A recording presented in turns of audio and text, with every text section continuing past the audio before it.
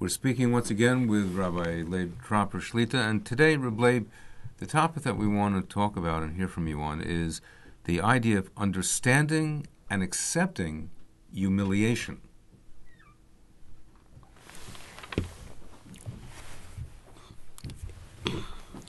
You know, the reason why it's so difficult to talk about that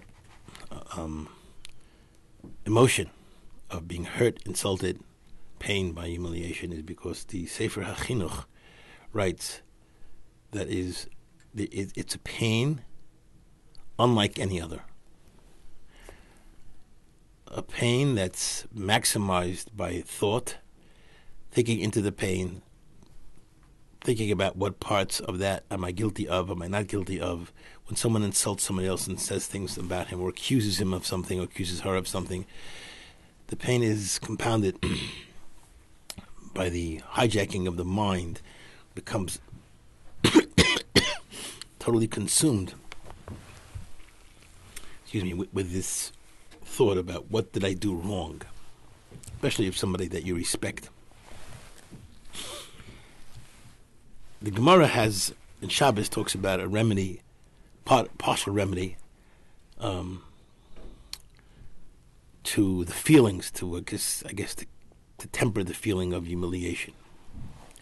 It doesn't do a whole lot for us because though it's words of the Chazal, a person has to be on the level where he could really internalize and allow himself to function with according to the words of the Chazal. I just forget about everything else, which is very few people today can do that. The Gemara says, "Hanelovim ve'enam olvim shemim cherposam ve'enam meshivim." Someone who is humiliated and does not return or respond to that insult. Give it back in kind. Doesn't respond or give it back in kind. Doesn't do that. Shemim cherposam ve'enam meshivim.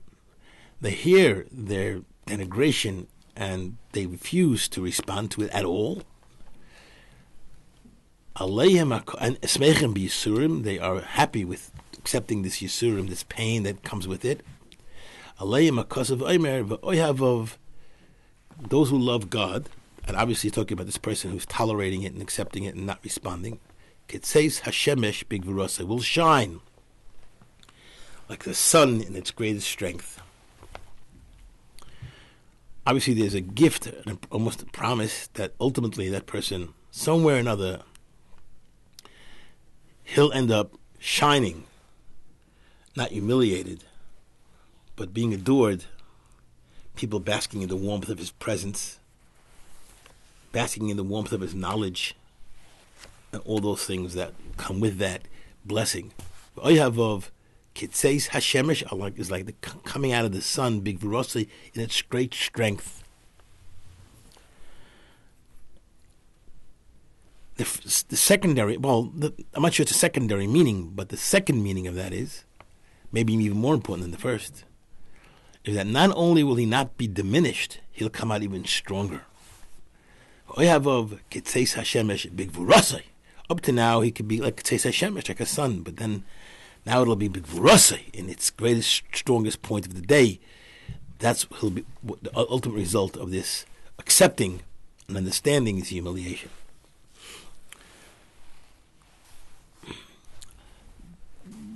The famous writer Rabbi Telushkin, who I think you have a chance to meet once, and I met him as well. Rabbi Telushkin writes in his book, Words That Heal and Words That Hurt, or vice versa.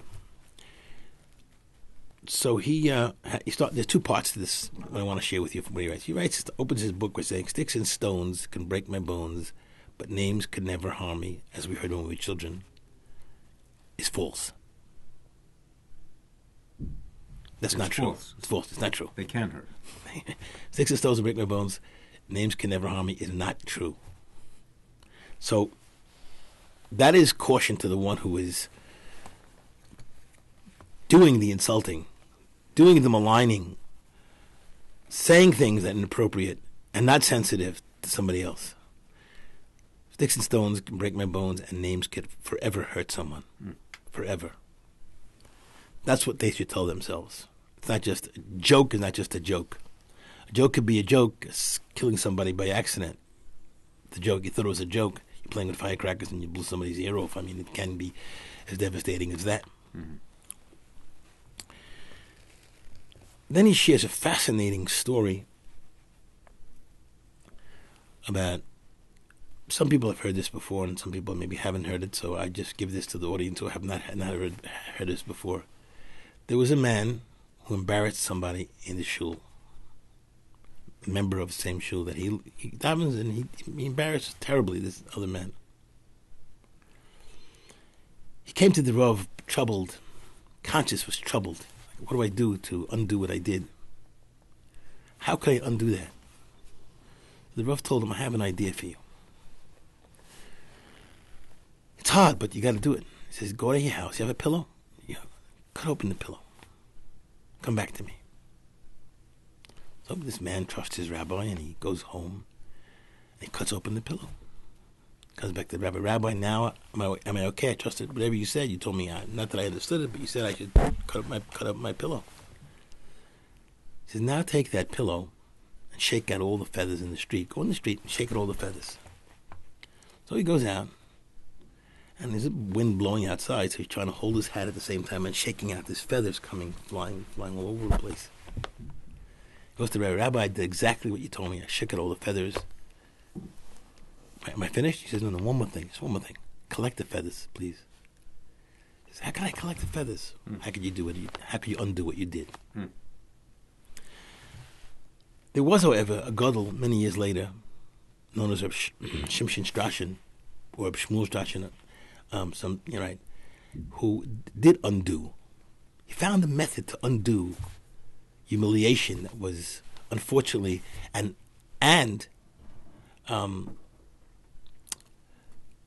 undeservingly was put upon someone, and he was able to go and rectify it. There was a butcher in town, in where he lived. He used to come to his house also to do some cleaning in the house. And there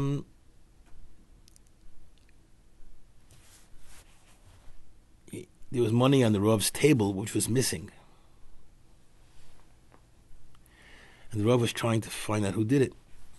Somebody came, brought a witness, and they saw that money in the envelope that you had. It was in this butcher's hand. He took it. So the Rashash assered this man's meat, made a whole big issue about theft and how it disqualifies him. You can't trust him anymore. This person is a ganav, and you don't know what he'll do. He'll steal non-kosher meat and call it kosher. I mean, it can't be used. It's just not possible. This butcher was devastated. He had no parnasa. And his reputation was horrible, horrendous.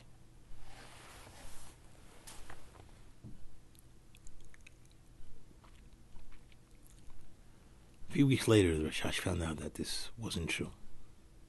And the butcher never took it. Somebody else took it. Right. Was able to easily pin it on the butcher because the butcher used to clean the house of the Rashash. He was thinking and thinking, how could I undo this terrible thing? Eternal humiliation. So the first thing he did was run to the butcher and ask him forgiveness. He says, forgiveness, Rabbi. My name has been tarnished so heavily that I can't ever walk out of the house. I can't go to shul. I have no parnas anymore. I lost. People don't want to buy for me. So Rashash said, okay, let me think. Rashash went back into his house. Next morning, not even more than 24 hours had passed, and the man calls, the Rashash calls, and Rashash calls this person to his home. He says, I have an idea, but please do me a favor. Allow me to undo what I did. I beg you, allow me to undo what I have done. He said, okay, of course, that's not a problem, but what is it? He says, I want my son to marry your daughter. That will undo what I've done. If my son marries your daughter, everybody will say, what? He couldn't have been the thief. How could he have been the thief? Rashash is married. married his son to his Joshua was the Gadol Ador. I mean, yeah, and if he married off his son to the other person's daughter, obviously nothing could be true. mm-hmm. So he was able to put the feathers back into the pillow. That's how important it was to him. How important it is for us to understand and to avoid somebody from embarrassment. So kind of a Pesach-related story with the Rosh Yeshiva Hagoyin Moran Rav Yitzchak Kutner Zecher Tzadik Livracha. Early in his years, in New York, he would have a Pesach Seder with nice linen tablecloth, no plastic on top, like it was in the royal regal days of the past. And he had two bachram over for the Seder. And they poured their wine, and one person just poured a little wine on. This went onto the beautiful, almost brand new tablecloth. And Rebbe too was about just to come in. He was he was turning colors like the wine. And Rosh Yeshiva Zatzal recognized that. He didn't want him, Chas v'shalom, he didn't want him to feel that way. So, the boy's name was Yaina. And Yaina, you should know that a Pesach Dika tablecloth without the stains of wine is like a Yom Kippur machzer without the stains of tears. Yoshe Kayach. How he felt. How he felt. But that takes such the depth from the Rosh Yeshiva Zatzal's point, the sensitivity that's beyond of what people could have instinctually. Was it about Rabbi Kiva was a different story. Kivager's story was that he's somebody, similar circumstance where he invited people over and somebody knocked over the wine. So Rabbi Kivager saw that he was embarrassed, so he took his own knee, banged it against the table, and his cup fell, and then he said the table must be crooked, just to avoid the person feeling that he did something wrong, and it wasn't now he knew it wasn't his fault, the table was crooked, so. That had to be a result of lifelong training to be able to react so quickly. I think, and I'm sure. I had this discussion with someone a few days ago. When people write these stories or tell these stories, or the Chazon Ish talks about these kinds of things, it's because somehow his godless allowed him to intuit the feelings of people. Either he went through it himself, or he intuits through his great das of Torah, and through the Ruach HaKodesh that the Eibishter endows him with, to understand the pain of someone who is embarrassed. As the Gemara in Sanhedrin Yudalef goes, various stories on whatever it may be about sparing people from embarrassment. And again, I repeat to you again, the Chinuch writes, there's no tsar, there's no pain as great as the pain of embarrassing someone. Not many people have that in mind when they write their blogs and internet and things like that, and heterim and non-heterim, whatever it may be. I don't know. I'm not blaming anyone, and I'm not chas v'shalom pointing fingers at anyone, but it's a machlas hamadina. It's an illness that's spread all over. That I don't think we could control that. Meanwhile, the person who's the victim of that ends up stewing in the cauldron of hurt feelings. Think about that. Just think about it. For a moment, think about the hurt feeling that he's stewing in. He just kind of over and over again. The Helika Ben Ish Chai writes in the Gemara Bava Metzia, where it talks about the person who's mavaza somebody barabim, zareze shoifech domim, spilling bloods, plural. And he asks, what's the plural? It should say shoifech dam. Why does it say shoifech domim?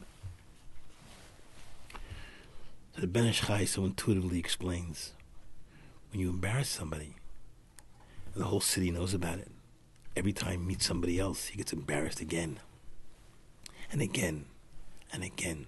So it's not just one time blood, it's many times over. But it takes somebody like the Ben Ish Chai's Ruach HaKodesh, or the Hergeshim HaKadoshim that he had to understand. It takes somebody to win the Eibishter's love rather than to win an argument by embarrassment. The dictionary talks about what does it mean to make an offensive remark. what does it mean to make an insult? Insult somebody. It says it's an offensive action or remark. We could insult somebody with a remark. This famous quote unquote word, either a Hasidic word or it's a Litvish word. I'm not sure, but this thing by Yaakov, the words say "Kiva apam hargu ish." So really, it means with anger, Shimon and Levi killed out the whole city of Shem. But they use it. They borrow the term to say "Kiva apam" with your nose like this. Make a nose. You kill somebody. Just takes a gesture. A gesture alone could destroy somebody's life. Did Rebbe mean to say that I was saying something disturbing? One gesture, forfeiting Olam Haba. Somebody's mavazis, somebody barabim, ein lo chelik lo Olam Haba. It shouldn't even apply, because the Gemara says in Shabbos, the Gemara says,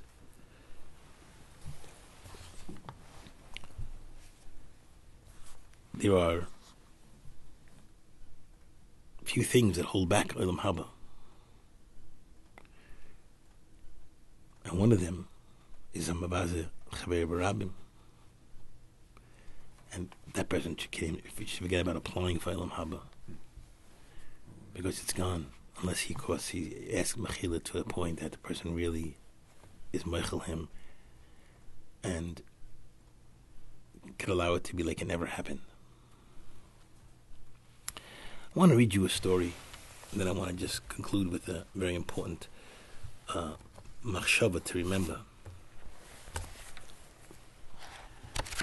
In his book, Stigma, Irving Goffman was a famous social psychologist, social expert. And he wrote a book here called Stigma. And what is it? It's called Notes on the Management of Spoiled Identity. That's what the name of the book is. I read this a number of times, actually. And in the introduction, I want to read you what somebody wrote to him. Dear so-and-so, I'm a 16-year-old girl now. I don't know what to do. I would appreciate if you could tell me what to do. When I was a little girl, it was not so bad because I got used to the kids on the block making fun of me. But now I would like to have boyfriends like the other girls and go out on Saturday nights. But no boy will take me because I was born without a nose. Although I am a good dancer and have a nice shape and my father buys me pretty clothes, no one wants to date with me. I sit and look at myself all day and cry.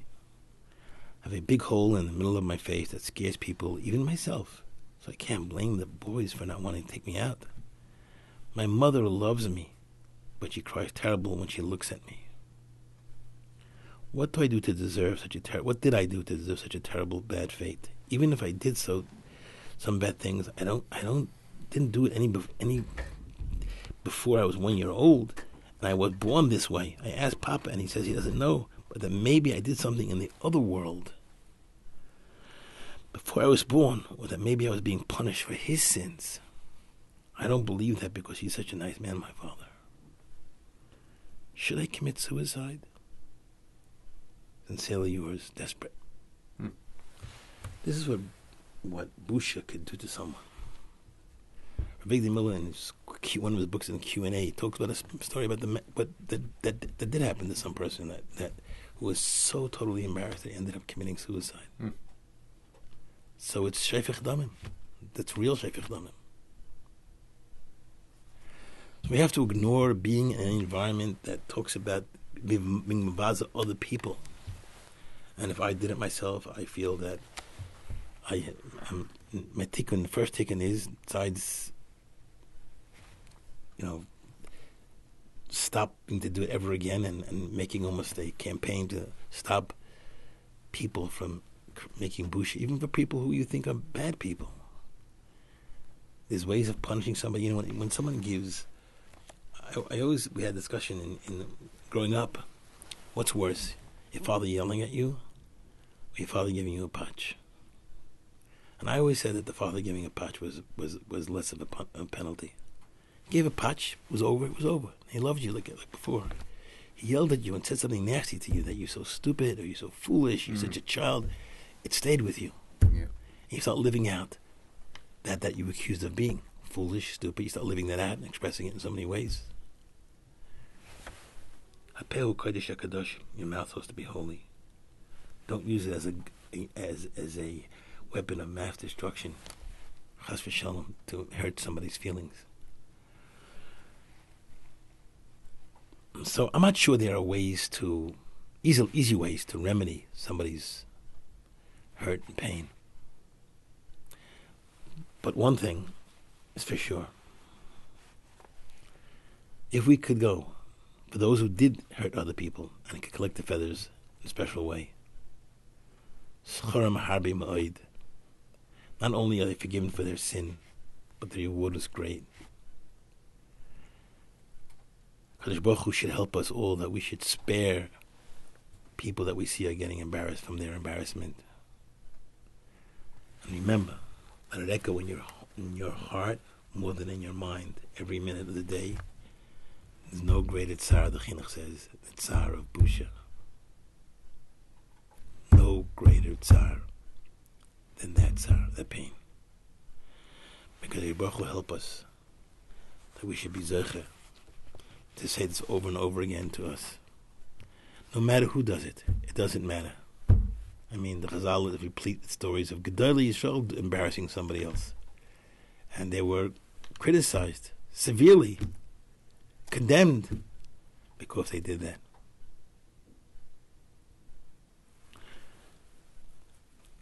I remember years ago I was visiting a yeshiva katana where my son was learning elementary school.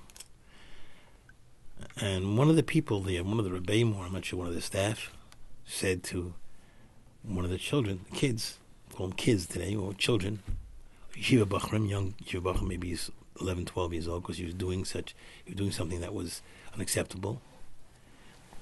And the person says to him, "Are you stupid, Zev? Are you stupid?" So I waited till he finished. I asked the person if I could talk to him. He said, "Sure." Pull him aside. I said, "Do you know from now on he's going to walk around thinking he's stupid, and he's going to fulfill your prophecy that he's stupid. He's going to act out that stupidity." If you would have said to him, like Lev Yitzchak B'ditchev says, you should elevate the person and say, "You don't mean to do this. You're such a good kid. It can't be." If you look at the pasuk in the Kedushas Levi, take a look, elevate him and say, "It can't be you doing this because you're such a special kid. It wouldn't be. You would never do that. You didn't mean to do it, at least." Maybe you should help us that we should really learn to love in this particular way, protecting others from shame, and knowing that if chas v'shalom it happens that you're shamed, it'll come the day, very soon, and you keep quiet and you don't respond. A promise of the Eibishter doesn't compare to any other promise you can get from someone else. It is a promise of the Eibishter. And I love him, ve'enam olvim, shemim chaposam, ve'enam yeshivim. Don't respond to these things. Thank you.